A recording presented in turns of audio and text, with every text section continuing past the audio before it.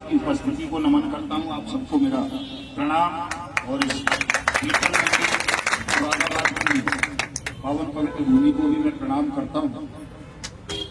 और आप सबको गारंटी देता हूं कि दुनिया की कोई भी ताकत आपका भुगतान नहीं रोक सकती। आप सबका एक पैसा नहीं।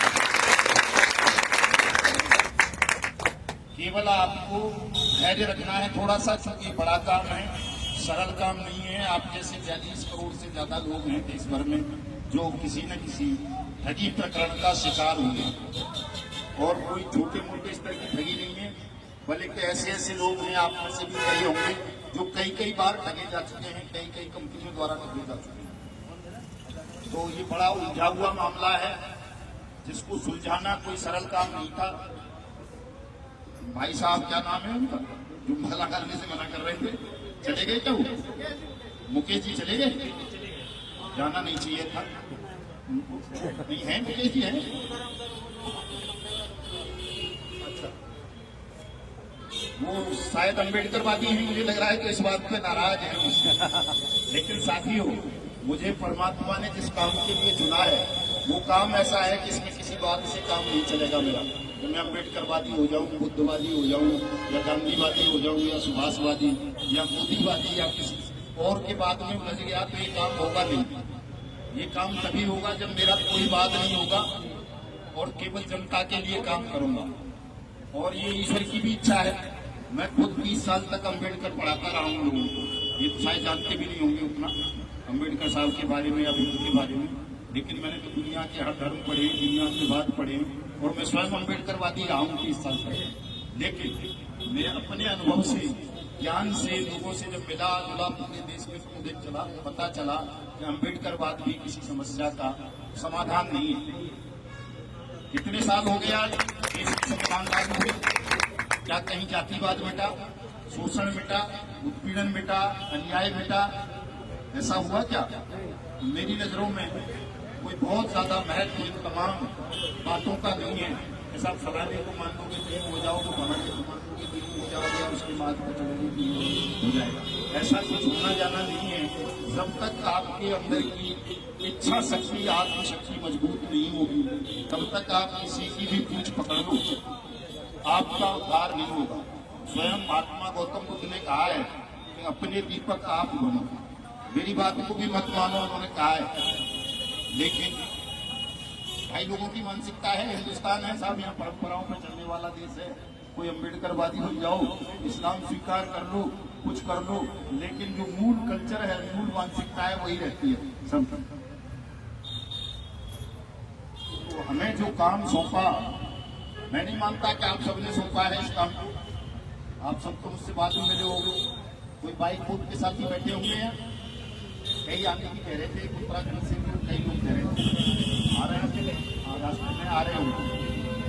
मैं तो साहब वो फौजियों वाला मामला था, बाइक बोट वाला, उसमें 2 लाख से ज्यादा फौजी फंसे, और वो जो ठग था संजय भाटी, को मेरी बहन के गांव ससुराल का था, बड़ी वाली के।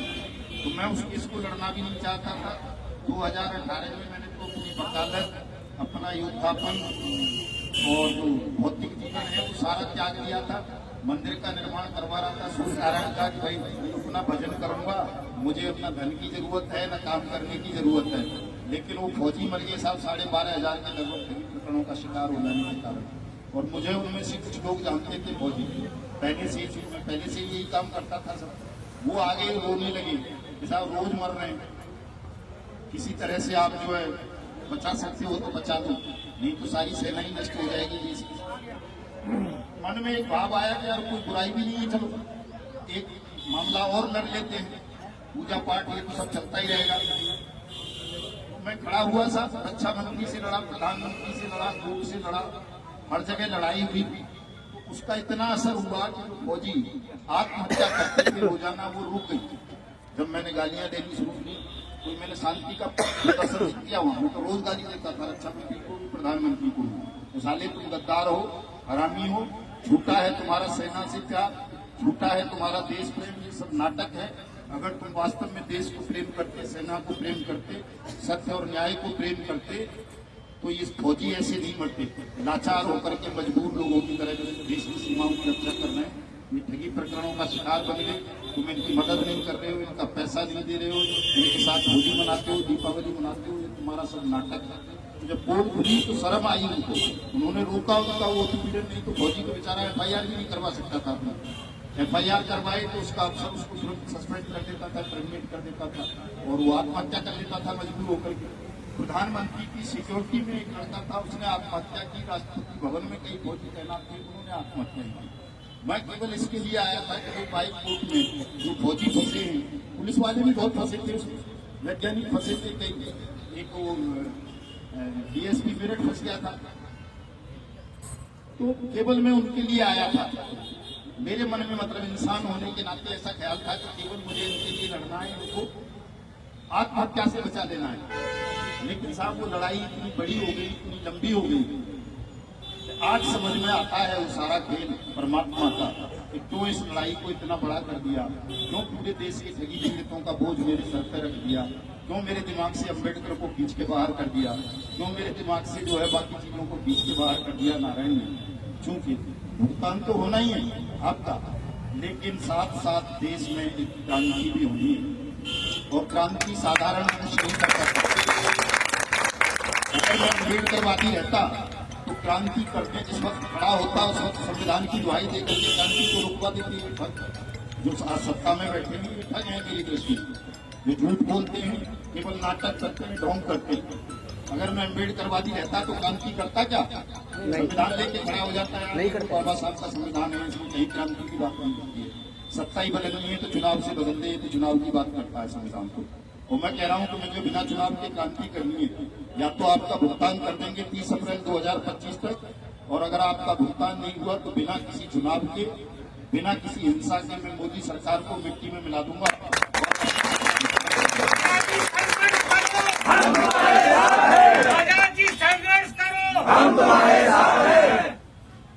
बहुत सारी बातें हैं कहने को साथियों, कि परमात्मा की जो इच्छा होती है, उनका जो काम होता है, उनका जो नजरिया होता है, वो सबसे ऊपर होता है।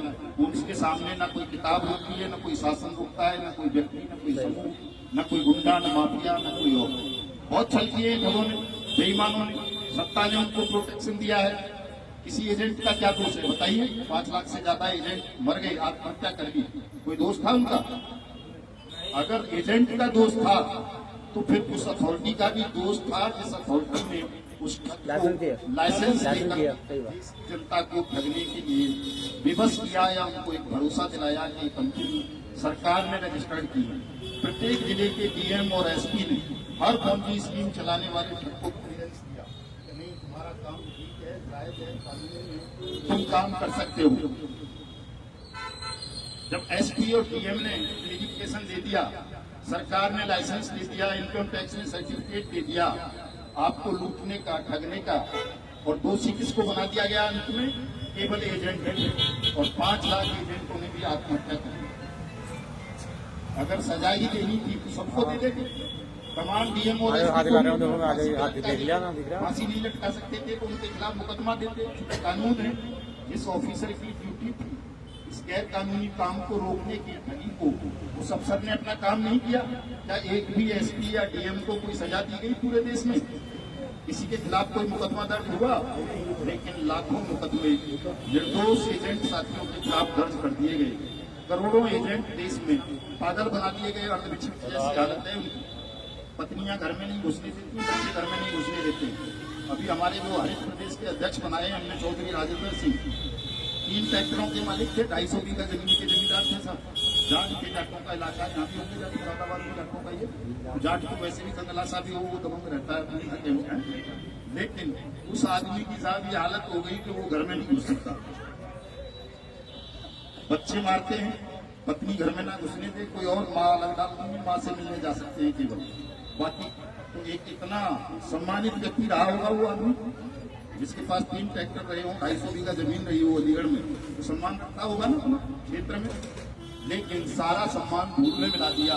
मैं भंगी जाति से हूँ, मतलब भंगी से अगर कोई भंगी कह दे तो मुकदमा दर्ज हो जाता है। लेकिन एजेंट की स्थिति देश में भंगी से भी बुरी कर दी है। जैसे भंगी को अछूत मानते हैं लोग, ऐसे ही एजेंटों को अछूत माना जाता है, छूतों में भी अछूत। घर वाले तक इज्जत नहीं करते हैं। पुलिस में जाओ, थाने में कोई पीट दे तो अच्छा एजेंट है, साले पीट तो ठगे, आ जा बिठा लो। पुलिस ये कोशिश करती है कि इसके गुर्दे भी निकाल के बेच दो, एजेंट आ जाता है। और जो मालिक हैं कंपनियों के, वो मौज ले रहे हैं सब, सारे के सारे ज्यादातर विदेश भाग चुके हैं, जेल में भी हैं तो जेल में भी मौज लेते हैं। आपने सहारा के उसमें पढ़ा होगा कि पिछले दिनों जो एयर होस्टेस आती थी उसके पास जेल के अंदर भी अलग से VIP फैसिलिटी दे रखी थी उसे, बहुत बढ़िया वाली विदेशी विस्की पीता था वो आदमी जेल के अंदर भी। एजेंट को केवल अपमान मिला, शोषण मिला, निवेशक ने उसको तंग किया। निवेशक भी कौन थे? घर के ही तो थे, घर के थे, अमित्र दोस्त थे, रिश्तेदार थे, उनसे मुंह नहीं छुपा मिला सकता। मतलब समाज में, राष्ट्र में जितनी बेकदरी, जितना अपमान, जितना उत्पीड़न एजेंट्स का हुआ है, इतना मैं नहीं समझता कि किसी बंदी का भी हुआ हो या किसी और का भी हुआ हो, आदिवासी का। तो पूरा देश घूम लिया है मैंने, 20 राज्यों में गया हूँ। मैं दिल्ली से केवल कोर्ट जाता था अपने घर से, और छुट्टी के दिन अपने गांव चला जाता था साहब अलीगढ़। इससे ज्यादा वृंदावन मेरे पड़ोस में है, मैं कभी वृंदावन नहीं गया बांके बिहारी के दर्शन करने। मथुरा जी की कृष्ण भूमि बोलते हैं जन्मभूमि, मैं कभी नहीं गया। मेरे बिल्कुल पास में है, 20 किलोमीटर की दूरी पे है वृंदावन तो मेरे गांव से, लेकिन मैं कभी नहीं गया। और आज पूरा देश घूमना पड़ रहा है मुझे, क्योंकि मेरी सेहत इतनी बढ़िया नहीं होती थी कि मैं कहीं सफर करूं ज्यादा, लेकिन बस से भी जाता हूं, ट्रेन से जाता हूं। बस से भी 24-24 घंटे का, मैं बिहार गोपालगंज गया तो वहां बस से गया और बस से ही वापस आया।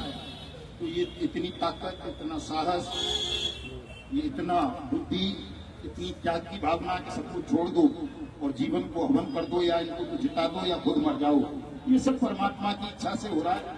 पीड़ा परमात्मा ने दी है, मैं उसे कोई दुख मान के नहीं चलता हूँ। आपको भी जो पीड़ा ये दी है परमात्मा ने, इसको कोई दुख मत मानिए। एक क्रांति करवानी थी हिंदुस्तान में आपसे परमात्मा को, उसके लिए आप सबको चयनित किया गया है। अपने दिल से, दिमाग से भय निकाल दीजिए, इतनी ताकत किसी में नहीं है। कोई चाह करके भी आपका शोषण उत्पीड़न नहीं कर पाएगा। सब साथी बिल्कुल भयमुक्त हो जाएं। 30 अप्रैल तक भुगतान हो जाता है तो बहुत अच्छी बात है।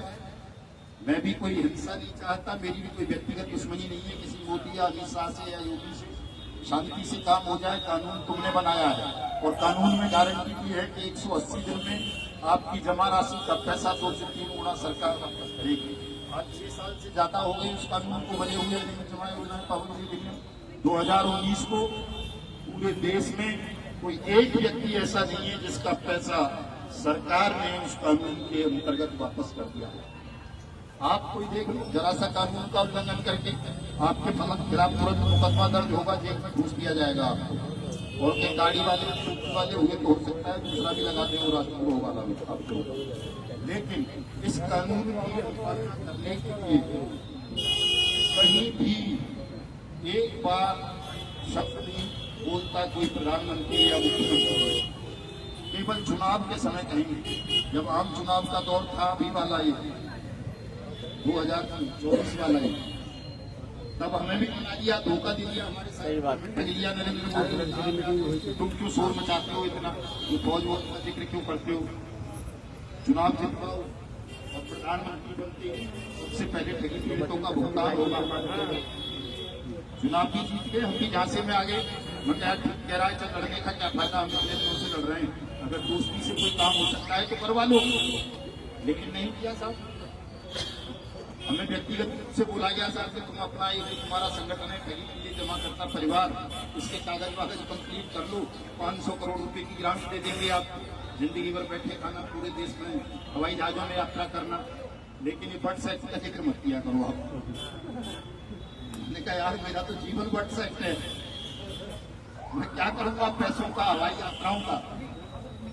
मुझे तो बट सेक्ट चाहिए जिस एक्ट के द्वारा देश के 42 करोड़ से ज्यादा लोगों को जीवन मिलेगा। उस एक्ट को मैं कैसे त्याग दूं किसी 500 करोड़ या 5000 करोड़ के चक्कर में। करोड़पति होंगे, बन जाए मान लो 100 करोड़, 500 करोड़, 1000 करोड़ मिल जाए तो सोना थोड़ा ही खाने लगेंगे। खानी तो रोटी भी है, रोटी खानी है ना।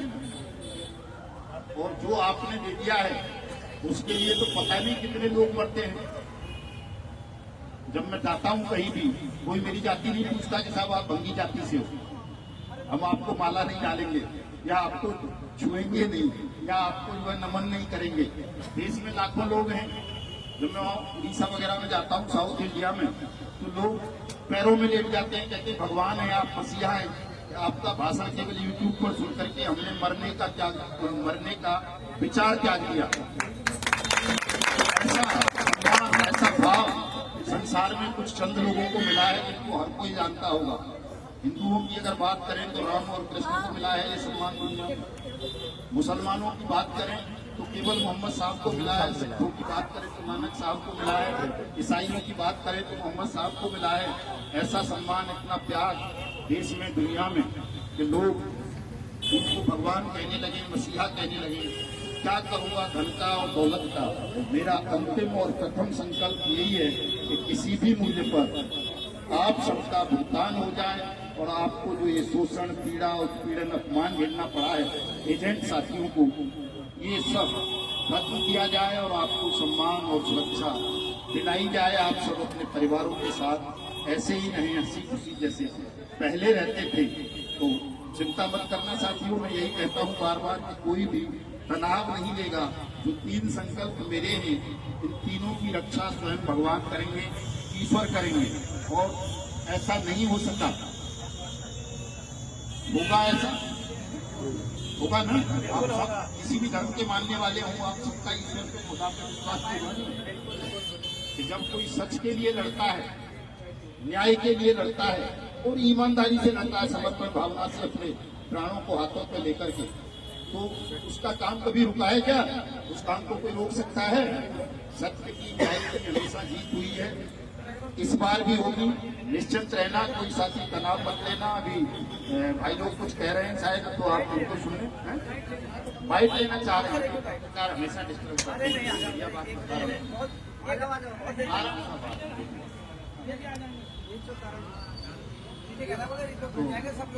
हाँ, नहीं, बढ़िया बात है। तो साथियों, कोई भी तनाव नहीं लेगा। मैं अपनी वीडियो में भी यही बात बोलता हूँ। अभी जाएंगे कमिश्नर साहब से, मना करने की हिम्मत सर ये बात ध्यान रख लेना। मना तो मोदी भी नहीं कर सकता, या पैसा नहीं देगा। जब मना नहीं करेगा तो आपका सबका पैसा दिला देंगे। सब लोग बेफिक्र होकर के जाना।